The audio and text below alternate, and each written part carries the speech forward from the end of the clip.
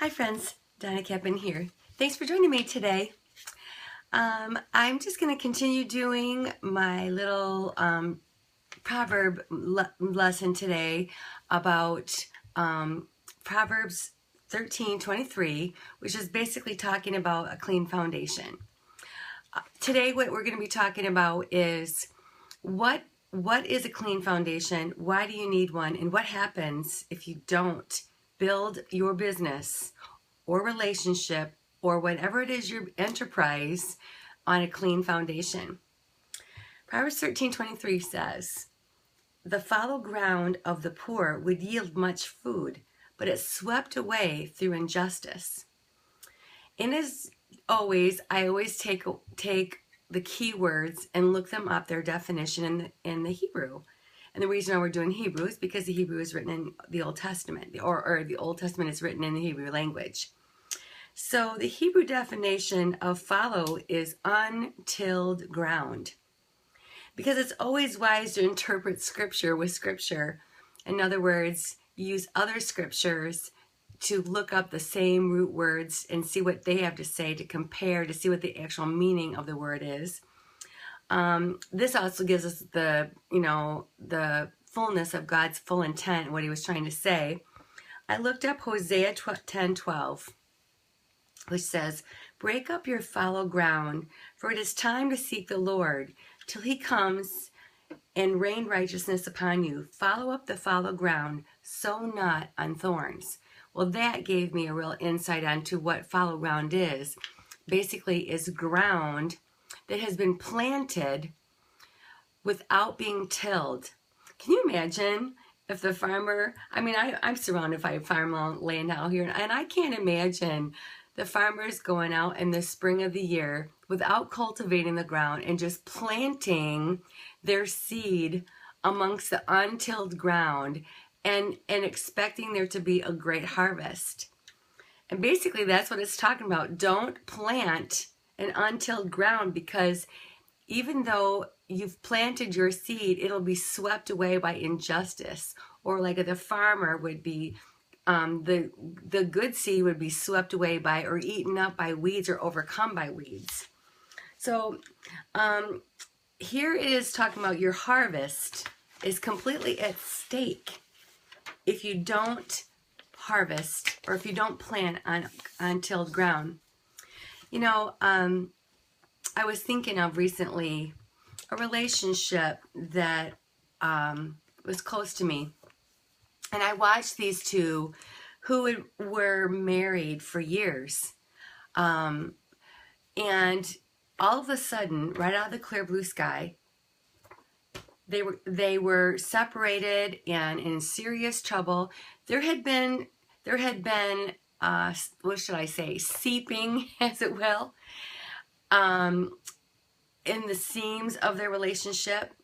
But there didn't seem to be like major turbulence until all of a sudden it was too late and too far for repair. And after they were divorced, and time went by and years went by after they were divorced, little things kept surfacing about their foundation.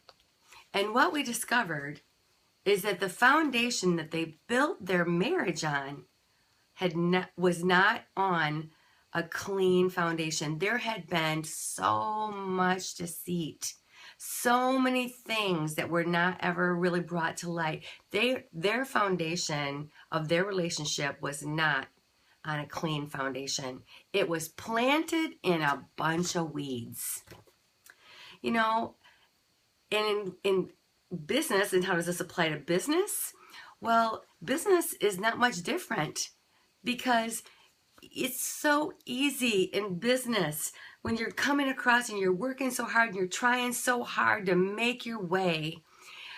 All of a sudden somebody comes along and they're driving the right car and they are wearing the right clothes and they seem to be saying all the right things, and it's just so easy just to not do due diligence and not cultivate the foundation to make sure everything about their life is in order before you join in join in partnership, link yourself together, and then later find a full disaster.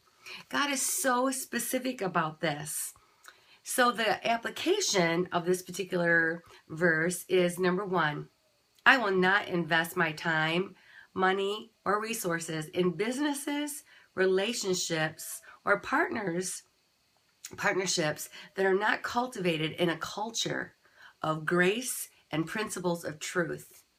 That's my first commitment. Number 2, I will make and take the time to research out opportunities and see what the foundation is all about before making a commitment to them. Number 3, I will continually place my spirit in a surrendered position before the Lord to allow him to reveal to me any thorns in my ground that need uprooting. Now, one of the things that as women, especially entrepreneurial women, because the fact that we're just entrepreneurs already has set us in a little bit of a, let's just say, lioness category, where we have that go-get-em leadership, kind of get her done. And quite honestly, a lioness is quite often married to a pussycat. Or we can't have 2 lions in the den.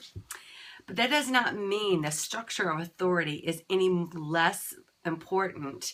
As a matter of fact, a strong woman has to discipline herself to remain under the counsel and advice and authority of the man of the house.